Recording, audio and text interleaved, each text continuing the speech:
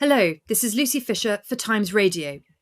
We're joined today by Imran Khan, the former Prime Minister of Pakistan and the country's leading opposition politician. It's been a tempestuous year for the cricket star turned politician, who was removed from power last April following a vote of no confidence, then survived being shot in a shocking assassination attempt last November.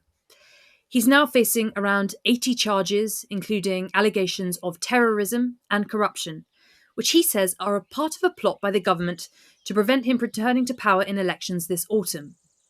In recent weeks, a warrant for his arrest has been issued and rescinded, and thousands of his supporters have turned out on the streets in Islamabad, Lahore, Karachi, and Peshawar, among other cities in Pakistan, leading to violent clashes with the police. Mr. Khan, thanks for joining Times Radio today. My pleasure.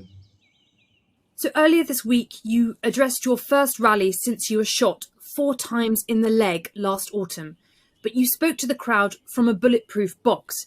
You believe your life is still in danger. Well, yes, Lucy, not do I believe so. The Interior Minister, he has gone public to say that my life is in danger. But he says it's from some foreign elements, but I know that it is from actually the government itself. There were 3 main people in the government who were responsible, I believe were responsible for my assassination attempt. I predicted that about 6 weeks before the attempt took place. So they're still sitting in government. They've sabotaged the inquiry report because it was implicating them.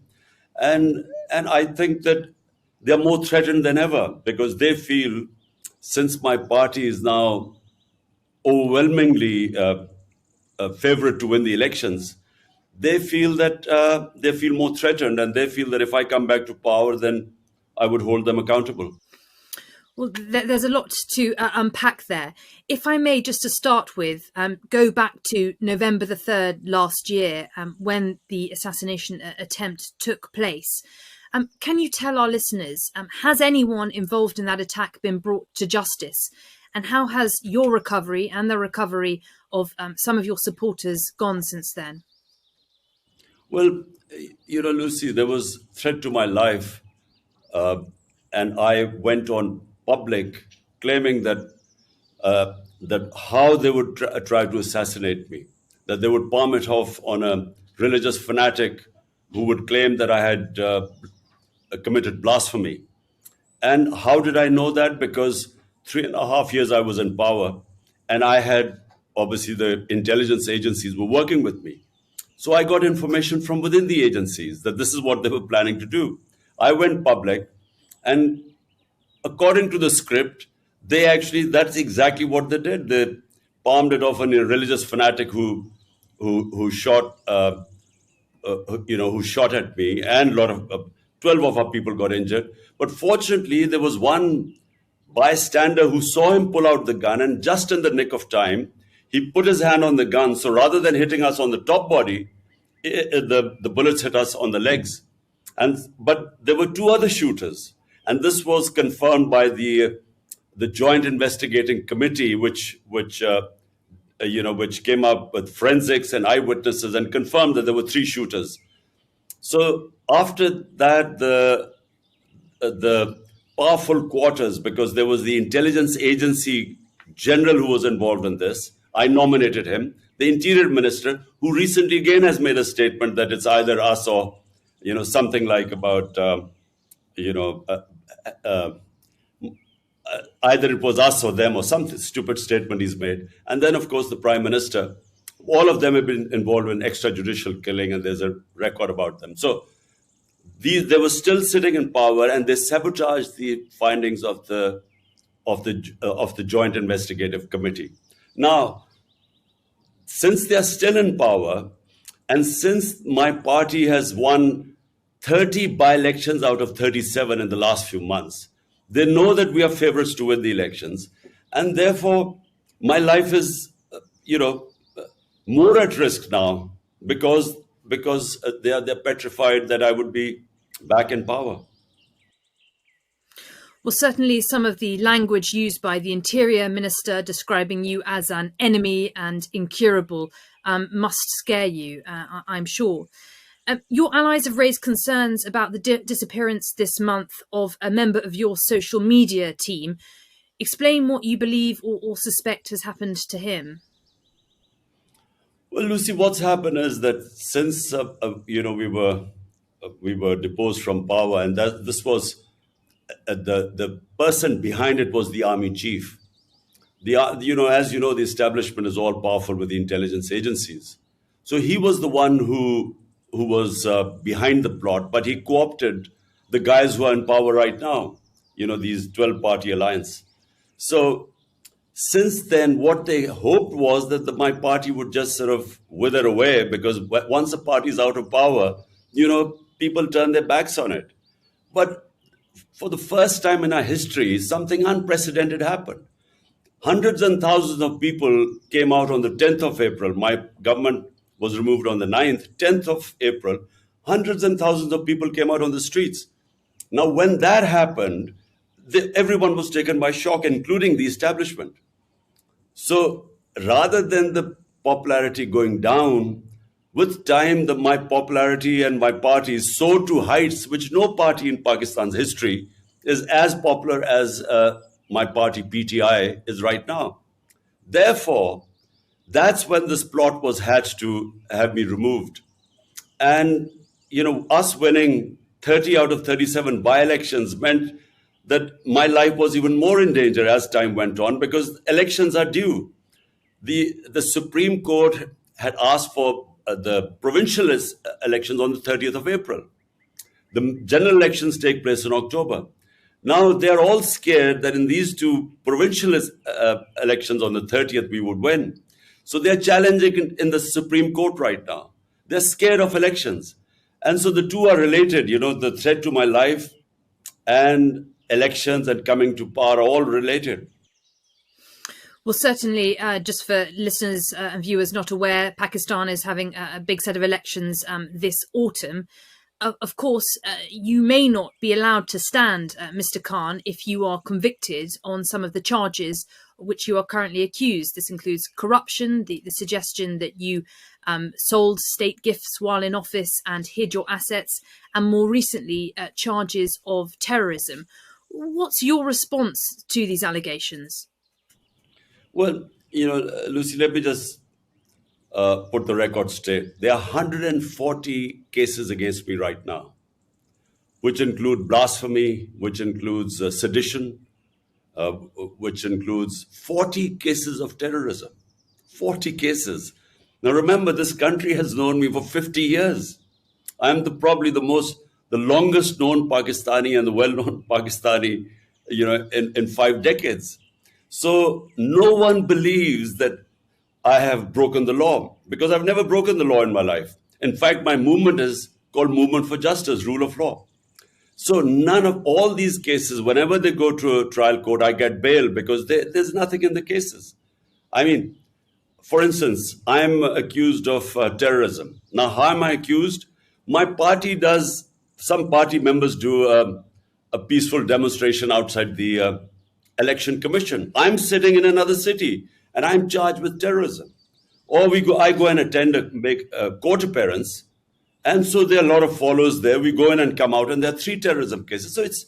So no one believes this. And whenever it goes to court, they get set aside. So your contention is that these are politically motivated cases brought against you? Look, Lucy, never in our history has anyone had 140 cases against me. And the rate it's going, I'm soon about to score my double century. Uh, the problem is that, the cases they are slapping against me, no one believes them. Now, for instance, the corruption, so-called corruption case, what is it? For 70 years, the law in Pakistan is that whether it's the prime minister, the ministers, or any generals, whenever they get a gift, it has to go to something what is called Tosha Khana. There, they decide the value of the gift.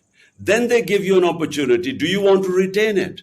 If you retain it, in the past, it used to be 20%, used to pay and you used to take the gift.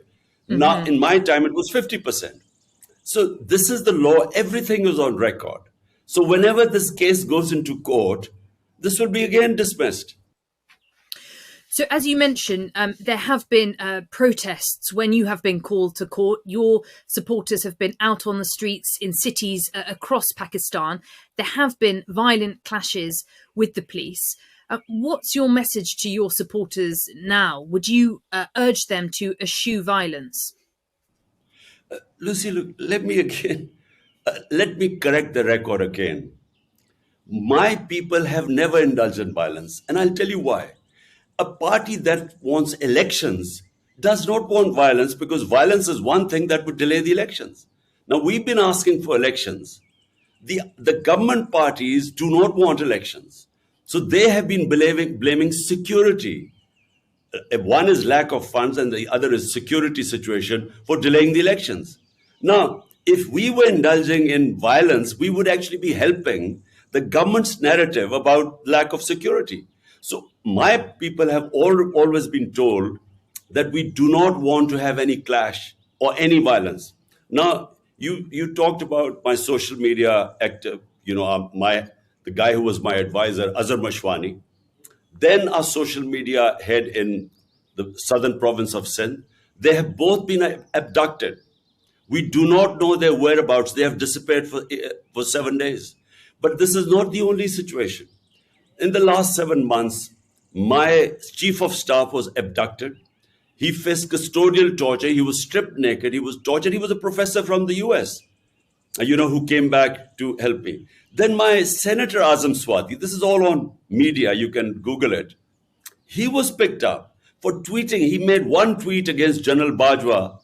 And on that tweet, they picked him up. They beat him in front of his grandchildren first. Then they took him to another place where they again stripped him naked. They tortured him. And this is all documented. So why are the supporters worried when the police comes with an illegal? There was no arrest warrant. This was an abduction. They all came to pick me up. The supporters were worried that I would again disappear, abducted, and tortured. So this is and then they know that these are the same people who tried to kill me. Hence, you see the worry amongst my supporters. They have never attacked the police. The police attacked my house with an illegal arrest. They came to pick me up. And from three sides, there were rangers, there were police, there was an armored car. For 24 hours, my house was under attack. And what you saw, what you call violence, when the police attacked them with tear gas shelling and pellet guns and God knows what, this water cannon with chemicals, there was resistance. And why was there resistance? By the way, there were 3 times I told my supporters, look, I'm going to go and give myself up. They would not allow me to give myself up because they were all scared that they would either kill me in prison or they would just, there are so many cases, they would just keep me for months. So there is no confidence in the government right now amongst my supporters. But they do not go and attack the police. In fact, 2,000 of my supporters are in jail right now. Our social media people have been picked up. If you look at what has happened to the media, there's a total clampdown on media. There's a blackout. The only reason they're going after social media because the mainstream media has blacked me out. And so social media is what now they're cracking down so that I have no visibility at all. And Mr. Khan, what happens next? As you say, I'm speaking to you as you are in your residence in Lahore. Your supporters have been mounting this defence of you when the police have arrived in recent days to try and pick you up or speak with you. What happens next? Are you going to have to rely on your supporters indefinitely until the elections to defend you in this way? Well, look, the reason why while this whole thing happened was when the police came to pick me up, they asked them, why have you come to pick me up? And they came up with this warrant that they wanted to produce me in court. But the law says that when I gave them an surety, my lawyer gave them a surety guarantee that I would appear in the court. They can't. The law is very clear. There's section 676 of the law, which says if you give them an surety guarantee, they can't pick you up. And as it happened, I went and appeared in front of the court on that date. Okay. So they knew that this was what they were doing was abduction. That's why there was resistance. But what do I tell my supporters? That it is in our interest that there's no violence. because we want elections. It is in the interest of the government, which is trying to bring the security situation as an excuse to run away from the elections. Well, you certainly appear to be riding a wave of public support. I note a poll by Gallup this month putting your approval rating at 61% and that of the current Prime Minister, Shehbaz Sharif, on 36%. So, looking ahead to the elections this autumn, what is your prospectus for government in Pakistan? Sorry, what did you mean? What is my? What are your key policies heading into the elections this autumn, which it looks like you could do very well based on the current polling? No, Lucy, look, we will sweep the elections, and all the opinion polls say that, and the Yeah. results of the by-elections, out of 37, we've swept 30, despite the establishment and the entire government machinery helping them. That's why they don't want elections. But look, what we need in Pakistan most of all is rule of law. Look, the difference between rich and poor countries is only one.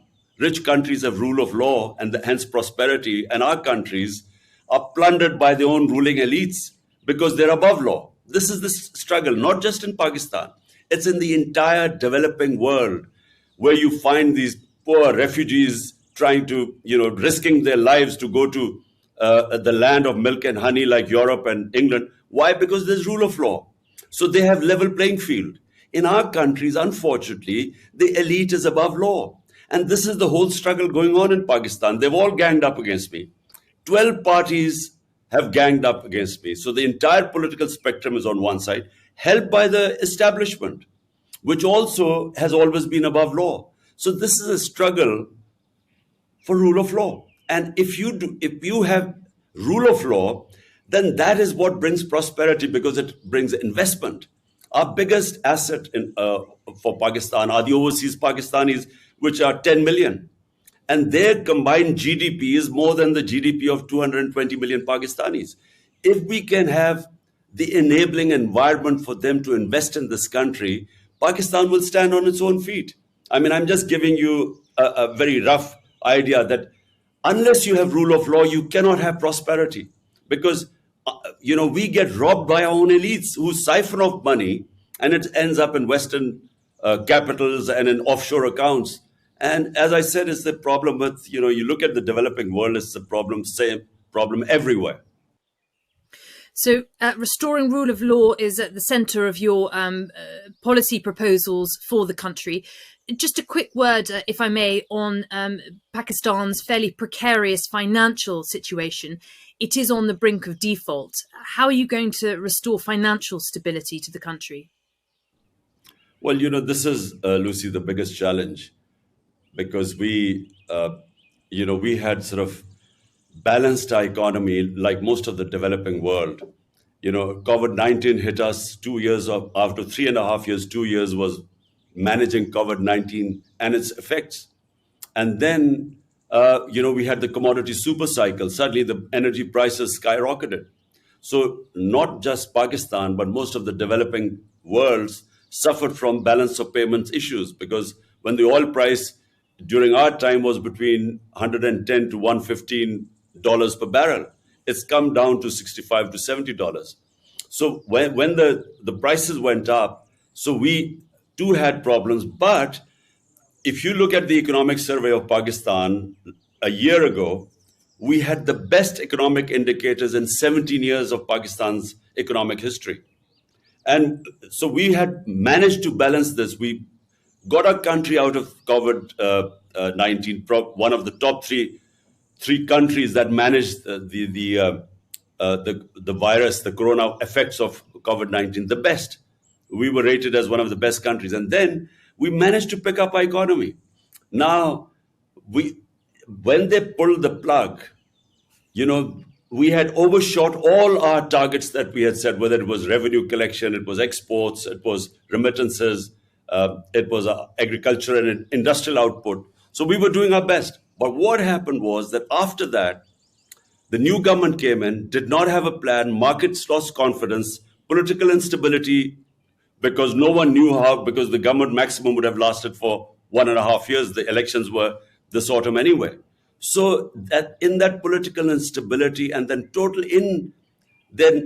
incompetence to handle the economic situation and give a roadmap, that's when the economy went into a tailspin. So we lost 35% of the value of our currency in 10 months. Yeah, well, a lot to sort out on that front, on the financial situation. Mr. Khan, just a final word then about cricket and where cricket perhaps meets politics to bring your former life and your current life together, if I may. Tomorrow, the biggest franchise tournament in world cricket returns when the 16th edition of the Indian Premier League gets underway. India has banned Pakistani players from taking part since the Mumbai terror attacks in 2008, and there's no sign of that ban being lifted. The Board of Control for Cricket in India has long been accused of using this ban as a political weapon. My question to you is, would you call on other cricketing nations, like England, to push for Pakistani players to be allowed to play next year?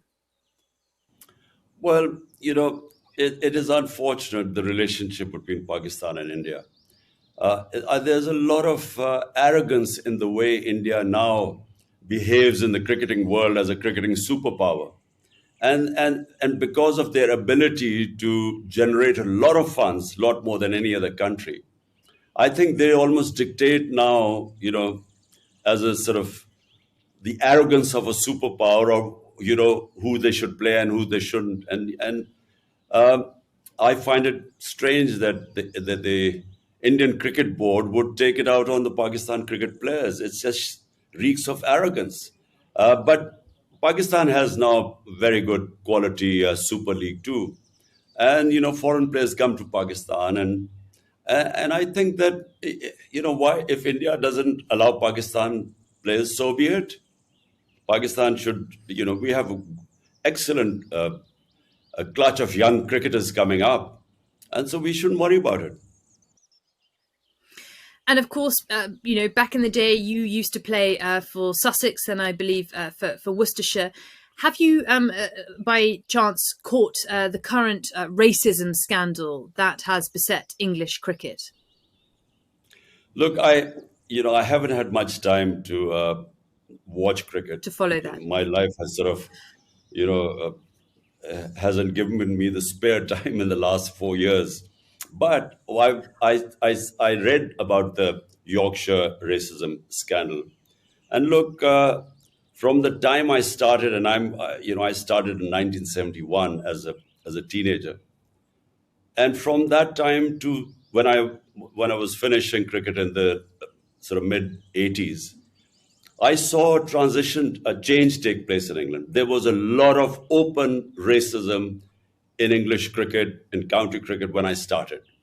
And by the end of my career, somehow, if there was racism, it went undercover. You did not have overt racism by the time I finished in the sort of mid to late 80s. But when I started off, I mean, there were all the time racist remarks on the cricket field. It was, even the Pakistanis, especially in the north of England, would suffer racism. There were these skinheads who were very, you know, anyone was a Paki and they would abuse you in the streets. So it gradually began to change. And, by the time I finished, there was much less racism. Well, I'm glad to hear it diminished during your time playing cricket. Clearly, it seems from the latest scandal there is still some way to go, but thank you for commenting on that. That's all we've got time for today. Imran Khan, former Prime Minister of Pakistan and cricketing star, thank you so much for joining Times Radio. My pleasure, Lucy.